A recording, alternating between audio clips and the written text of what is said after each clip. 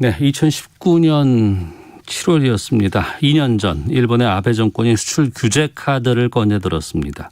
반도체, 불화수소, 불화폴리이미드 이런 거 수출 규제하겠다고 한 건데요.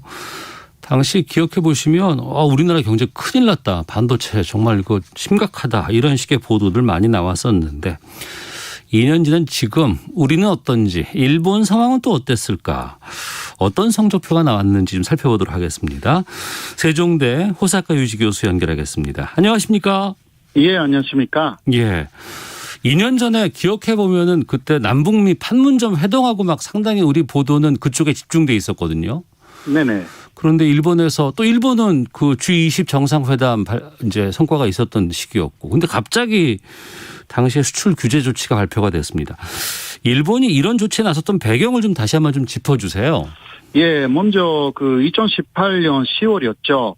한국 대법원에서 강제징용 피해자들이 승소하는 판결이 났습니다. 예. 여기에 대해서 일본 정부가 이것은 그 65년 한일 기본조약 청구권 협정을 주로 그 위반하는 그러한 결정이다. 이렇게 반발을 하기 시작했죠. 네. 그리고 한일 관계에서는 또 12월 같은 해 12월에는 조개기 갈등 같은 것이 또 맞습니다. 두 달 전도 이어졌고요. 네. 그래서 결국은 2019년 5월이 되면 일본 집권 자민당 안에서 여러 회의라든가 강연회에서 한국을 무시해야 한다. 네. 이러한 이야기가 나오기 시작합니다. 그리고 곧바로 6월에 G20이 있었지 않습니까? 아까 네. 말씀하셨고 그 나고야에서 아베 신조 일본 총리가 G20에 참여한 수산이나 대통령 중 문재인 대통령만 만나지 않았습니다. 네. 이런 식으로 해서 사실 한국을 무시하는 거 본격화하기 시작했고 거기에 2월 말에는 판문점 회담이 있어서 이게 남북미 사실상 회담이었지 않습니까? 네네. 이때 아베 신조 일본 총리가 상당히 화가 났다고 합니다. 화가 났다고요? 예, 일본 내에서 뉴스 보도가 좀 나왔는데요. 그거는 트럼프 대통령의 아베 총리는 혹시 김정은을 만날 기회가 있으면 나도 끼워달라. 네. 이런 이야기를 몇 번 했다고 합니다. 예, 그런데 완전히 그 아베가 무시당한 거죠. 그래서 곧바로 그 다음날 7월 1일이죠. 바로 2년 전 오늘에 수출 규제를 발표를 했고 거기에 약속을 지키지 않는 특히 강제징용 문제를 고려하면서 그런 나라는 그 신뢰할 수가 없기 때문에 이제 특히 3소재를 중심으로 수출 규제를 하겠다. 네. 사실상 경제 보복으로 나선 것이었습니다. 경제 보복 말씀하셨습니다만 말씀을 들어보면은 여러 가지 외교적으로 좀 소외됐다든가 아니면은 또 트럼프 대통령에게 좀 서운한 감정이라든가 아니면은 우리의 그 역사적인 여러 가지 판결 이런 것에 대해서 오히려 경제 쪽으로 이제 보복 조치를 한 거 아니겠습니까? 맞습니다. 그러니까 외교로 풀어야 되는 것을 왜 경제 보복으로 나서냐? 그러니까 당시 경제산업성 장관이었던 사람이 그것을 트위터에도 그대로 썼습니다. 네. 그러니까 이것은 트위터에도. 한국의 강제징용 문제에 대한 그 일본 쪽의 조치다. 이거는 강제징용 문제에 대한 그 경제 보복이라는 것을 그대로 트위터에 올렸고, 그것을 그대로 지금도 올려놓고 있어서, 일본이 사실상 그때 그 보복을 했다라는 것을 아베 신조도 당시 스가 관방 장관도요, 그런 말로는 했고, 또 기록에 남긴 사람까지 있는 상황이었습니다. 그러면은 이제 보복한다는 거는 너 당해봐라 아니면 우리가 이 조치를 하게 되면 니네 불편할 거다 힘들어질 거다 이런 상황일 텐데 2년이 지난 지금 시점에서 보면은 그때의 일본의 조치 이 선택에 대해서 평가를 어떻게 해 주시겠습니까? 그래서 이것은 한국에서 많은 분들이 말하고 있고 일본 내에서도요. 그 말하고 있는 사람들이 많은데 그러니까 그 외교 문제에 대해서 경제 보복으로 대응하는 것이 큰 잘못이고요. 한국이 굴복한다고 또 생각한 것도 잘못이었고, 일본의 행위는 세계 수요 그리고 공급의 서플라이 체인을 분단시켰고요. 결국 수요 소재를 한국이 국산화하기 시작했고. 국산화하기 시작한 우리가. 예. 수입의 다변화 거기에도 많이 성공을 했습니다. 네. 그래서 일본의 관련 기업이 오히려 큰 손실을 받았습니다. 그리고 한국에서 노 재팬, 노 아베 운동이 본격화되었고요. 네. 일본으로 가려고 하는 여행객들이 네. 이제 많이 끊겼습니다. 예. 그 일본의 지방 경제에 이것이 큰 손해가 되었고요. 결국 수출 규제는 한국보다 일본에 보다 큰 손실을 안겨주었고, 네. 또 한국인의 대일 감정을 크게 악화시켜서 한일 관계가 더 악화되는 큰 요인을 오히려 일본 쪽에서 제공했다. 네. 그렇게 볼 수가 있는 것입니다. 예. 그러니까 이게 정부가 결정한 것이지만 실제로 이제 수출 이런 것들을 못하게 되는 건 일본 내에 한국에 수출하는 기업들이잖아요. 예, 맞습니다. 그 기업들은 지금 어떤 상황이랍니까? 지금 한국 쪽에 오히려 침투를 하는 그 기업들이 늘어나고 있습니다. 그렇게 하면 일단 수출 규제에서 좀 벗어날 수가 있다고 하기 때문에 네. 반도체 혹은 디스플레이 소재 상품목을 대상으로 한 그러한 일본 내의 기업들이 한국에 많이 진출을 했고요. 아예 일본에서 수출하는 것이 아니고 그 기업들이 직접 우리나라에 들어와서 이걸 예. 제작하고 있다고요? 예. 네, 그러나 그런 식으로 못하는 작은 기업들도 많습니다. 네. 그런 기업들의 경제적인 악화는 굉장하다고 또 요새 역시 일본에서도 이게 2주년이 됐기 때문에 네. 그런 기사가 꽤 나오고 있습니다. 네. 그리고 나서 이제 우리 민간 쪽에서 활동했던 것들이 앞서 말씀하셨던 노 재팬 운동 아니었습니까? 그리고 네네. 여행 가지 말자 이거 많이 했었는데 2년 지난 지금 시점에서 보면은 이게 좀 효과가 있었다고 판단하세요? 이것은 찬반 연론이 좀 있는 것 같습니다. 네. 예를 들면, 효과는 있었죠. 예. 그러니까, 예를 들면, 유니클로 명동 중앙점이 폐점에 갔고요. 예. 이것은 유니클로로서는 한국 최대 규모였습니다.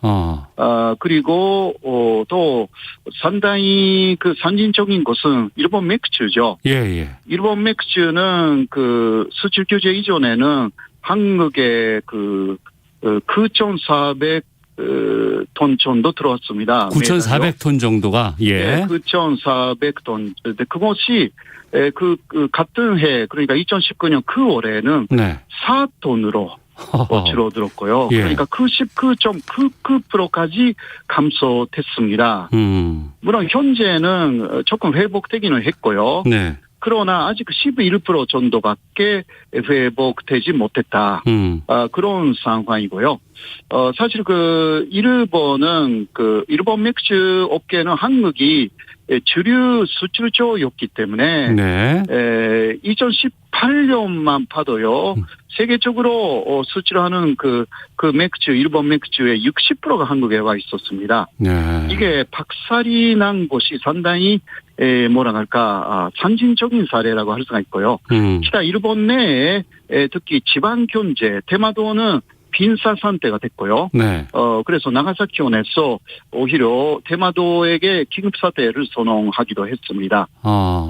기타 홋카이도에 갔던 한국인 관광객도 끊어졌고, 홋카이도 규슈의 그러한 관광적인 문제가 굉장히 컸습니다. 물론 그것이 이후는 코로나로 또 그렇죠. 이어졌기 때문에요. 예, 예. 더 악화가 심해진 사실이죠. 사실이죠. 네. 그러고 보니까 저도 2년 동안은 일본 맥주 한 병도 먹지는 않았었는데. 아니, 그 사이에 한국 맥주가 좋은 게 많이 나왔습니다. 그래서 지금 많은 분들이 말하는 것은 일본 예. 맥주 마시지 않아도 한국 맥주의 맛이 좋아졌다. 네. 그러니까 일본 맥주 맛을 잊어버렸다. 그런 분들이 꽤 많습니다. 예. 사실. 2년이 지난 지금 시점에서 지금 보면은 한일 관계가 지금도 상당히 안 좋은 건 사실이거든요. 네, 맞습니다. 그리고 일본은 지금 이 수출 규제 조치한 이후에 타격이 컸다고 말씀해 주셨고 또 게다가 지금 코로나 상황으로 경제도 되게 좋지도 않은 상황인데 네. 일본이 스스로 좀 이 규제 조치를 완화하거나 풀 가능성은 어떻게 전망하세요? 현재는 그런 가능성이 보이지는 않고 있습니다. 예. 네, 풀지 않다고 해도 한국이 그렇게 타격을 입을 것 같지는 않습니다. 삼소제뿐만이 아니라 네. 사실 다른 품목에 대해서도 지금 한국 정부가 상당히 지원을 해가지고요. 네. 330 품목에 대해서는 항상 이게 수급 동향을 감시하고 있고요. 한국에서. 네. 그리고 100 품목에 대해서는 기술 개발을 엄청나게 추진시켜가지고 85 품목의 기술 개발이 굉장히 많이 진행됐습니다. 나머지도 올해 많이 연산시킬 수 있는 제재를 갖춘다. 사실 한국 정부가 굉장히 기업들하고 그리고 중소기업하고 조인 해가지고 많이 이 부분은 개선한 게 사실이기 때문에. 네, 개선을 많이 했죠, 우리가. 예. 이러한 부분은 일본 쪽에서, 지금 수출 규제하고 있다 해도, 그렇게, 문제가 지금 안 보이는 부분이죠, 사실. 네. 네네. 지금 가장 문제가 보이는 것은 역시 한국에서 나가는 일본 기업들이 많아지고 있다라는. 이게, 여러 가지 해석이 있는데요. 네. 가장 큰 것은, 이게 한일 관계가 나쁘다라기보다, 한국의 고질적인 문제가 있지 않습니까? 네. 노조가 강하다라든가, 한국의 법인세 세율이 높다라든가, 네. 이러한 부분이 가장 작용한 것 같고요. 예. 물론 전범 기업으로 분류되어 있는 기업은, 잘못하면 이게, 전범 기업으로 재판에서 패배하여서 한국에서의 활동이 제한이 된다라는 걱정을 하는 기업들이 좀 있는 것 같은데, 네. 그러나 현재 일본 기업들이 그런 전범 기업뿐만이 아니기 때문에요. 오히려 한국에 진출하는 일본 기업이 오는 게 아닙니다. 네. 그러나 지난해에는 45개 정도가 한국에서 나갔고, 그래도 들어오는 회사도 20개 정도는 있었습니다. 네. 그런 것은 조금 더 지켜봐야 하는 부분이고요. 네. 지금 상황으로 그대로 가야 할 것인지 아니다. 여러 가지 솔직히 이 지리적인 시점이라든가 여러 가지 상황들을 봤을 때 한국과 일본 간의 여러 가지 관계가 나아진다면 시너지 효과가 양국에 발휘할 수 있는 건 상당히 좀 많이 있거든요. 양국 관계를 어떻게 풀어가야 한다고 보세요? 양국 관계는 우호적으로 가는 게 다 좋은 거 아닙니까? 사실. 네, 그러나, 그러한 민간의 경제적인 부분하고 정치적 외교적인 부분을 섞어 놓으면 안 된다는 게 사실 기본입니다. 네. 이러한 기본에 돌아가는 합의를 먼저 해야 되고요. 그 다음에 한일 간에서 문제가 되어 있는 강제징용 그리고 위안부 문제 기타 사실 후쿠시마의 오염수 반입 문제라든가 네. 새로운 한일 간의 쟁점들이 있습니다. 이러한 부분은 역시 투 트랙으로 따로 경제 부분은 살리고 이게 사실 일본의 니카이 간사장이라든가 네. 스가 정권의 기반이 된 니카이파는 그쪽이거든요. 그러니까 경제적으로는 살리고 전적인 부분은 따로 좀 해결을 하자. 이게 한국의 투 트랙 하고 굉장히 비슷한 이야기를 하는 그런 그룹들이 있기는 합니다. 네. 네, 그러나 문제는 특히 자민당에 있는 강경파죠. 그거는 아베 전 총리하고 연결되어 있는 그룹들이 아직도 강한 힘을 갖고 있기 때문에 스가 총리 자체가 움직이기가 어렵습니다. 네. 양쪽의 기반을 갖고 있기 때문에 이런 부분들이 일본 내의 상황이 안 풀려가지고 결국은 한일 관계가 풀리지 않는 그런 상황이라고 볼 수가 있죠. 네. 일본 언론들 보니까 우리나라 대선에 상당한 많은 관심을 보이고 있고 보도도 꽤 나오고 있는 것 같은데. 네, 맞습니다. 이번에 그 야권 유력대 주자라고 할 수 있는 윤석열 전 총장이 기자회견 자리에서 이런 얘기를 했습니다. 한일 관계 개선을 위해서 현안을 전부 하나의 테이블에 올려놓고 그랜드 바겐을 하는 방식으로 접근해야 한다. 이렇게 밝히기도 했었는데 이 방식에 대해서는 어떻게 보세요? 예, 일괄 타결이라는 것은 하나의 방법이기는 합니다. 예. 그러나 타협하는 생각이 양쪽에 있는가가 이게 관건이죠. 목표는 한일 관계 개선, 거기에 초점을 맞춰야 하는데 네. 그런데 하나하나 현안들이 꽤 복잡한 문제를 갖고 있습니다. 네.